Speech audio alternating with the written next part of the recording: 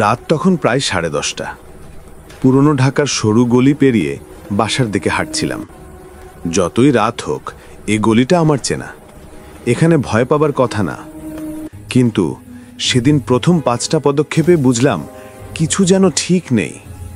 হাওয়াটা অদ্ভুত ঠান্ডা, আর গলির দেয়ালে পড়ে থাকা লম্বা ছায়াগুলো খুবই স্থির, একদম নড়ছে না। আমি প্রথমবার টের পেলাম আমার ছায়াটা একটু লম্বা হয়ে গেছে। ভাবলাম স্ট্রিট লাইটের আলো হবে হয়তো, কিন্তু পরক্ষণেই গায়ের ভেতর ঠান্ডা একটা শিহরণ উঠল, কারণ ওটা আমার ছায়া না, ওটা এগোচ্ছে আমার সাথে, কিন্তু আমার পায়ের গতিতে না, ওর নিজস্ব গতিতে। পিছন ফিরে তাকাতে মন চাইছিল না। মানুষ যতটা ভয় পায় অদেখাকে, তার চেয়েও বেশি ভয় পায় যা সে দেখতেই চায় না তাকে। আমি গতি বাড়ালাম, গলির মাঝামাঝি এসে থামলাম। মনে হলো কেউ যেন আমার কানের পাশ দিয়ে খুব ধীরে নিঃশ্বাস ফেলল। চারপাশে কেউ নেই, দোকানগুলো বন্ধ, চায়ের কাপে জমে থাকা ধোঁয়াও নেই। আমি মোবাইল বের করে টর্চটা অন করলাম। আলোটা দেয়ালে পড়তেই দেখলাম আমার ছায়া একদিকে, আর একটা ছায়া আমার ঠিক পেছনে দাঁড়িয়ে আছে। ওঠা হাত, হালকা কুঁজো হয়ে থাকা গলা। বুঝলাম কেউ দাঁড়িয়ে নেই, কিন্তু তার ছায়া দাঁড়িয়ে আছে। গলিটা হঠাৎ অন্ধকার হয়ে গেল, যেন লাইটগুলো একসাথে নিভে গেল। আমি মোবাইলের আলো বাড়িয়েও কিছু দেখতে পারছিলাম না, শুধু বুঝতে পারছিলাম ছায়াটা ধীরে ধীরে লম্বা হচ্ছে, হাঁটছে, আমার থেকে আলাদা হয়ে এগোচ্ছে সামনে। আমি স্থির, শরীর অবশ। দূরে কোথাও জংঘারা দরজা বন্ধ হলো, গলার ভেতর শুকনো শব্দ হলো, পা নড়ছে না। মনে হলো ছায়াটা সামনে গিয়ে থামল, তারপর আবার পেছনে ফিরছে আমার দিকেই। যখন খুব কাছে এসে থামল, আমি প্রথমবার চোখ বন্ধ করলাম, কিন্তু সেই অন্ধকারের ভেতরও দেখলাম একটা বিমূর্ত মুখ, যেন ছায়াও হাসতে পারে। আমি আবার হাঁটা শুরু করলাম অনিয়ন্ত্রিতভাবে।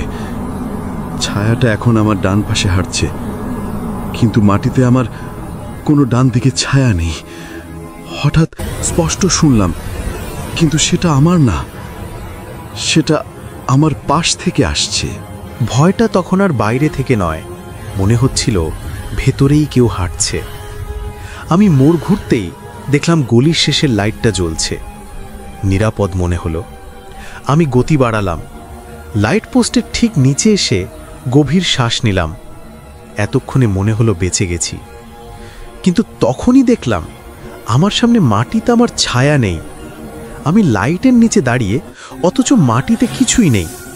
মনে হলো কেউ কানের ভেতর ফিসফিস করে বলল, তোর ছায়াটা তো পিছে রইল। আমি শিউরে উঠলাম, পেছনে তাকালাম।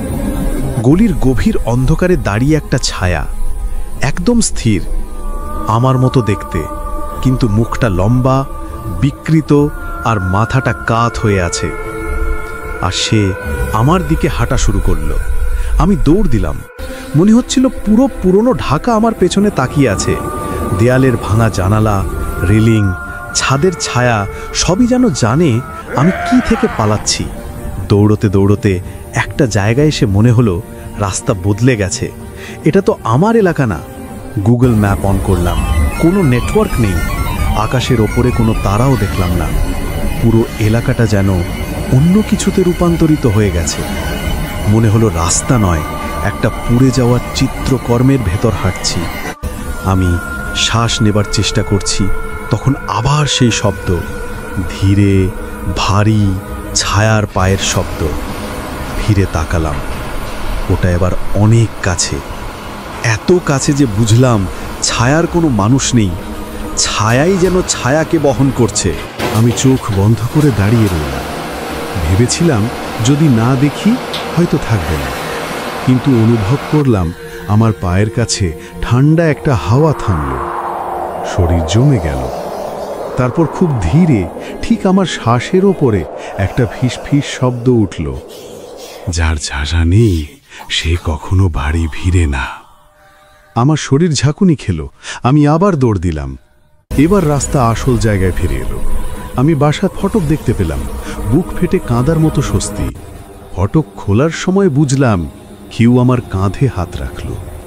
আমি পিছনে তাকালাম, কেউ নেই, কিন্তু আমার ছায়া পায়ের তলে মাটিতে শুধু একটা থাকা উচিত ছিল।